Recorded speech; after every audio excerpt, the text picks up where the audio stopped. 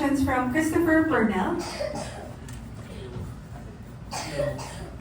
So my question first for Elise. I don't know. What is it about Felice that has surprised you the most raising her? Felice is actually like, alam niyo, para siyang Pandora's box. Or you could say every day, it's always a surprise. Like every day I find out something new about her. But siguro I'll share na lang kung ano yung recently na-discover ko about her. Actually through Lactum also. Nakakatuwa nga kasi dahil iba sila pag outside of our household. So when I'm not with her, and then I'm only looking from somewhere na hindi niya ako nakikita. Doon ko nakikita na meron pa siyang ganito or meron pa lang bago na ganito. So for the challenges of Lacto, nagulat ko. It's okay. It's okay. It's okay.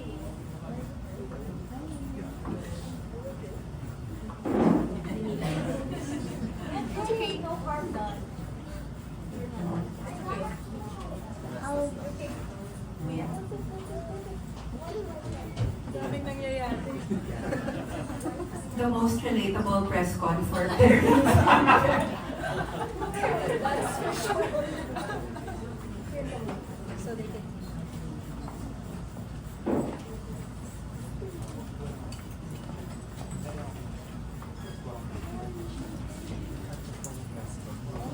Wait, this is Robert. Come here first. Commercial break. Okay, thank you. Nagulat ako na one of the challenges we did here, which bawal pa spoiler, but Felice is really focused pala once she wants or she sets her mind to do something. So I guess hindi ko yun nakikita sa bahay kasi every day on a normal day, lagi lang siyang playful, encoy siya na bata. Pero dito nakita ko kung paano siya determinado kapag merong task. And nakakatuwa as a mom because it makes you so proud to see a different side of your kid outside of your household. So it's a different environment, bago sa kanila yun, pero kaya pala nila. And once you set them to just be who they wanna be, you'll be surprised at how capable they really are. Same question for Janelle, because especially given that we only know about June 3 or 9. So what about him has surprised you the most? Honestly, what surprised me the most was how much I know him. Hindi talaga ako nagulat sa mga pinakita niya sa Lacto. Parang na-predict ko lahat. Pero, yun, na-surprise ako kasi, pero if there's one moment na masasabi ko, na proud ako or na amazed ako, I don't want to spoil much, but there was this one episode where, si Jude kasi, sometimes when you're talking to him, you're not sure if he's listening. Because he really tries to, his attention span, alam niyo na yun, he really tries to notice everything when you're talking to him. So, you're not sure if he's listening, pero grabe siya mag-absorb ng instructions. And at first, I was a bit, when I was watching it, I was like, is he absorbing all of this or is he really just being makulit? But when the challenge started, alam niya yung gagawin niya. He was able to complete everything and do his tasks really well actually. So, na-amaze ako na, na-proud ako na I knew it. I knew you had it in you. So, siguro yun na yung pinaka-surprising moment for me. Thank you so much. Thank you. Up next, we have questions from Kate Adahar. First is for Mommy Elise. She said, confidence is something we observe in Feliz. Anong tip mabibigay mo sa ibang parents for their kids to overcome shyness? Something about boobs. I think Jude can answer that. Definitely confident. I think with shyness naman, I really believe that we shouldn't force kids to do what they're not comfortable doing. Because at first, syempre, mahirap, actually kahit naman tayo, mahirap mapilit. But the moment that you put yourself in a new surroundings, new environment, just let them be, and then they'll warm up, and then sila na makaka-feel na they're, safe and comfortable. Tapos, unti-unti mawawala yung shyness nila without force. And then also another thing, kay Feliz kasi, and then another thing that I did with Feliz, I mean, it's not naman for everyone, but for me and Feliz, bata pa lang kasi siya, nasanay na siya na she's surrounded with different people. So, hindi ko siya nilimit and hindi ako natakot to expose her in different people. So, kaya siya mas confident and mas comfortable being, with people. But at the same time, makikita niyo pa rin na, siya diesel. Kailangan ng konting kainit muna, warm up, bago siya warm up with people. So yung based on personal experience, I guess that's what I can share that's helped us. I never forced her to do anything. I let her, ito na nga yan, paikot-ikot na siya. I let her warm up first on her own, and then, exposing her to people helped. Thank you so much, Mommy Elise. Next question from Kate is for Daddy Vlad. Daddy Vlad, you and your wife naging role models sa maraming followers niyo when it comes to parenting. How would you describe your style or technique, and meron ba kayong sinusunod ng parenting method? Siguro po wala eh. Wala kami sinusunod na parenting method. Siguro kung ano lang yung normal na nangyayari sa buhay namin, yun lang din yung pinapakita namin sa mga videos namin. And nagugulat kami na marami nakaka-relate, no? So, doon nagsimula yung pag-vlog namin. No? Nag-start po kasi kami na nag-post na kami ng isang ganito, si Mrs. Then, nagulat kami, dami nakarelate, then nagtuloy-tuloy na. Siguro wala kasing formula sa pagiging parent ko talaga yun. Depende talaga yan sa kung ano yung binigay na sitwasyon sa'yo or binigay na moment sa'yo ng tadhana. Doon lalabas yung mismong solution, parang gano'n. Parang gano'n po yung nangyayari. So, para po sa amin, thank you po pala dun sa ang ganda ng question na yun.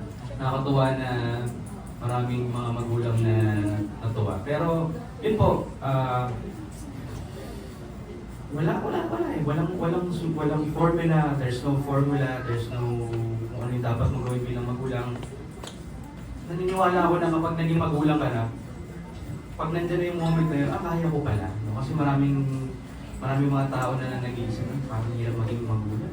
Ang daming problems. Pero pag nandun ka na, magugulat ka sa sarili mo bilang tao na yung mga iniisip mo dati, yung mga overthink mo na kaya ko ba maging parents, ay kaya mo pala. So yun po. Thank you so much. Next up, we have questions from Chad Rosette from Manila Feed. I will also read on behalf. To all the parents, what has your child taught you about life, and how has your child changed you? Let's start with Daddy Vlad again. Siguro po sa akin, sobrang dami po, no? Tinuruan po ako ng, since I become a dad, from Olivia, from Pasha, no?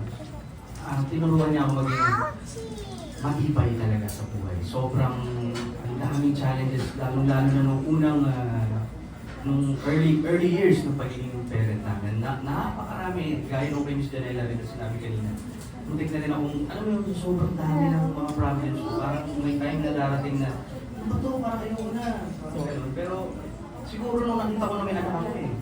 So meron ng buhay na responsibilidad ko siya eh. Hindi, so kailangan maging matibay talaga ako. Kahit anong challenges, minsan may mga demons sa head natin. No? Minsan pa-party-party yan dyan.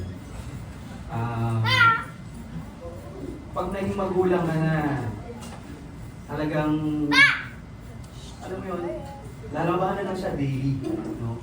Kaya ganun ka-importante minsan yung pagiging malambing ng anak. Simpleng, I love you dad, alam mga ganun. Parang, silence talaga lahat ng mga nasa brain mo, yung mga pag-overthink, yung mga sinasabi ng iba, mga ganun. So yun, feeling ko yun. Thank you. Mommy Janella.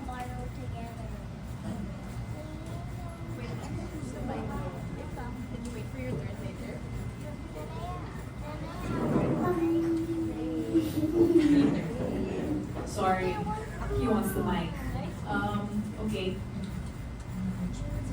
No, Jude, that's not.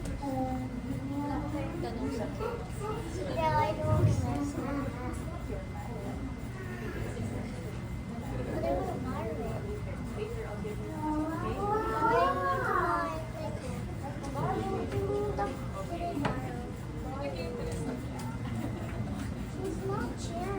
Okay, sorry. The commercial break is. How has Jude changed my life? Wow. I think Jude has changed my life in a lot of ways. Siguro, unang-una sa lahat, yung patience ko. When I got pregnant with Jude, I've always known that I've always wanted to become a mom, and I never felt any hesitation or fear na kaya ko ba to. Parang hindi ako natakot eh. More on, from the start, parang I felt this inner strength na kakayanin ko lahat ng challenges, lahat na mag-arise, kakayanin ko talaga. Pero siguro one of the things that really changed me was patience. Jude and I are very opposite in terms of kung paano kami nung bata. So, he's like a ball of energy. He has so much light. And that I love that about him. People love that about him actually. Because he brings so much light into a room, so much happiness, laughter. He's very silly. And sometimes for me as an introverted mom, that could be draining, especially if you're around that kind of energy 24/7. It's really not easy. Pero, pag mahal mo pala talaga, pag anak mo, lalawak pala talaga yung pasensya mo. You'll be able to see things through the lens of your kid. And with so much love. Parang na-realize ko na, wow, I have so much more love to give pa pala. Kaya mo pa palang, like he's like a living piece of my heart extended out of my palm. So, ayan, makulit na yan. So, I guess that's how he changed my life the most. He taught me na kaya ko pala talaga. Hindi siya madali, pero nare-remind ako araw-araw. Nare-remind ako araw-araw na kayang-kaya ko. Kayang-kaya ko. I'm strong. And he's the biggest blessing of my life. And I would do it all over again, without a doubt. Thank you. Mommy Elise.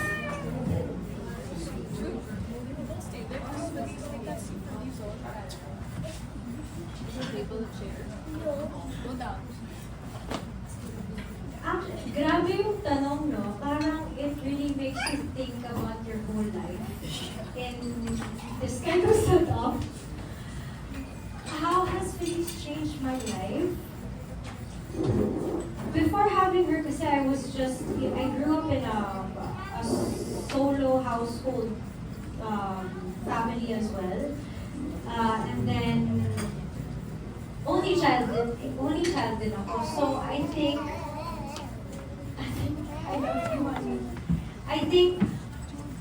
before, I was just focused about my own well-being. So, when Feliz came to my life, doon nabuksan yung pagiging, like she taught me how to care more about others. And there are other things in life other than myself. Yung ngayon, I realized that there's other people and other things to think about, not just myself. So siya yung nagturo sa akin na there's more to life, and every day she teaches me how to be more of everything, more caring, more patient, more aware, and I guess wiser now that I am a mom kasi I have this responsibility of raising a human being.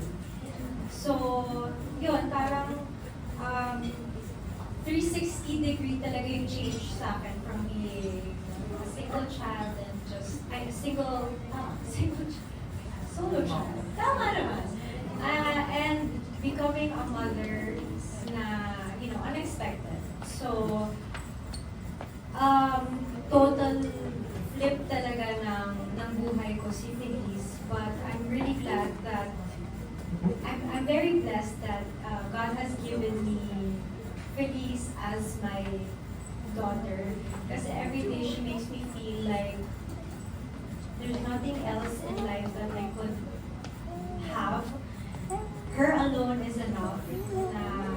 Yun na yung success for me. Yun na yung biggest blessing for me. And there's nothing more to ask in my life but having Feliz as a daughter. So, yun, every day I'm just grateful for her. Thank you so much. For the next question, anyone can answer this. What makes the Bibolilits Galing Challenge 2.0 different or really a level up from the previous season? Go ahead. For me po kasi yung last season is parang single task, diba? This time po, sigurado ako na mag-enjoy din lahat ng mga manunood nito kasi makikita nyo dito yung teamwork ng mga Bibolilits natin. No? Imagine, 5 years old, 4 years old, tapos may kanya-kanya silang energy levels, may kanya-kanya silang attention span, pero makikita nyo dito yung teamwork. Sobrang na-amaze kami guys, sinabi ni Miss Elise din kanina, no? Pag nung nasa, ni Miss Janela, pag pinapanood natin sila sa monitor, magugulat naman na, oh my God, kaya pala nila. So yun po yung aabangan ninyo dito sa Bibolilits natin na 2.0. Yung teamwork, yung detail nung maliliit lang na detail yun eh. Pero doon kayo ma-amaze na kinaya nilang tatlo yung task ng mga pang-adults na. So yun po. Thank you.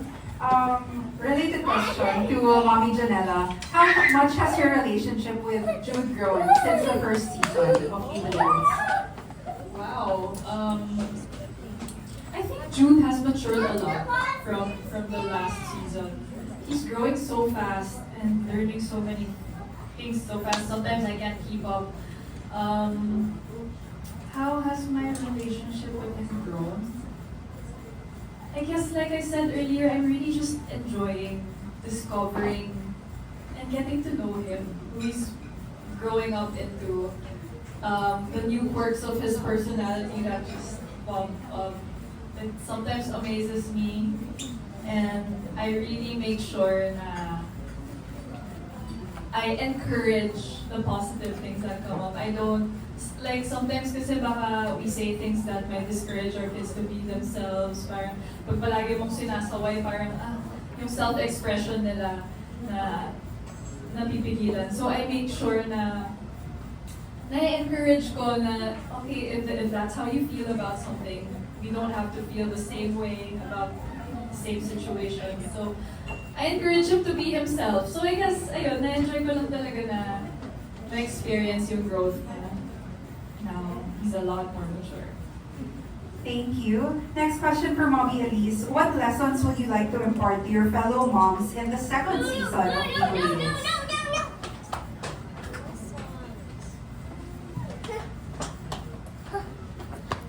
I think when they watch the episodes, they'll see three different kids. So, bawat kid talaga, iba yung personality. And one or the other, merong makaka-relate sa bawat kid natin. So, it's really a good mix of kids. And pag napanood nila to, doon nila makikita what kind of life skills that are needed for, you know, the future. Kaya natin to ginagawa. Kaya tayo nandito. That's why we have this, the Bibo Lilits challenges. Kasi nga, but through watching it, you'll already take on a lot of lessons from it. So I guess,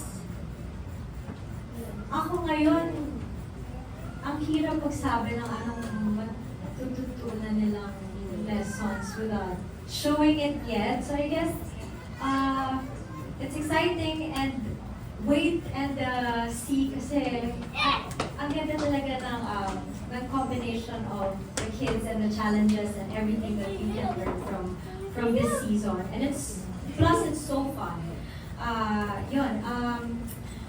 Ako ba mismo I have to lesson from me personally? Or did that answer the question? Answer the question. Thank you so much, Mommy Elise. We're down to our last few questions. We have a couple of questions from Glenn Sibonga from Showbiz Bongga. Is your Glenn here?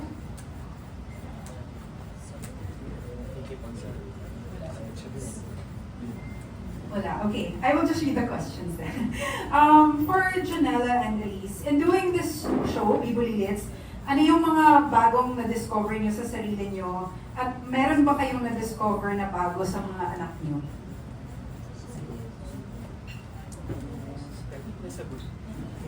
Okay. Alright. So, another question from Glenn. Anong pangako ang madalas niyong sabihin sa mga anak niyo at ano ang ginagawa niyo para ko pa rin ang pangako na to?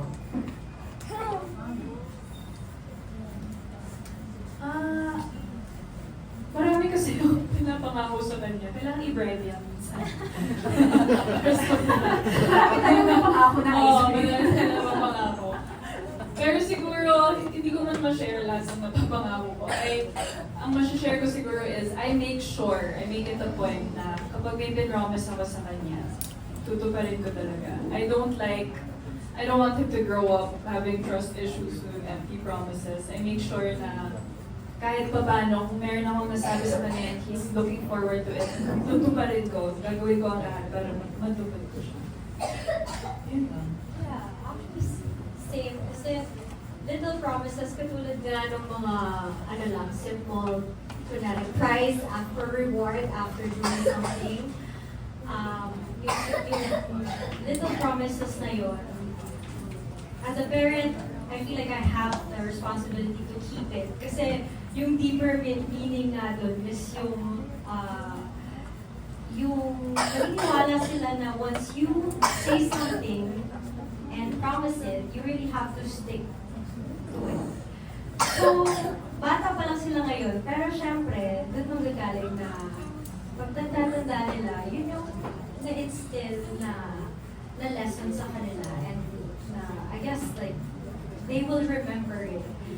So, nothing in particular like a big promise, but maybe like small promises like that. I guess, ina-add lang yung explaining the importance of promises and keeping it. And lagi naman dapat to keep the promises with our kids. Thank you. Daddy, you might want to answer the question also. Sorry, ma'am. Ano yung mga promises na madalas mo sabihin sa anak mo? Gaya po nung sinabi ko sa nila, ganoon din ako, marami kaming promises, no? Pero, tinuro sa akin dati kasi pa nagpa-promise ako sa kanila. Parang makakuha nila ako, sige, ulit, tara. Pero tinuro ng misis ko sa akin, sabi na mo, masaka yun. Sabi ko, ganun ba? Kasi nanay ko ganun sa akin. So yun, minimation ko ngayon na pag promise ako, tinutupad ko. Kasi Kasi nakaka-hurt pala talaga ng feelings eh. So yun.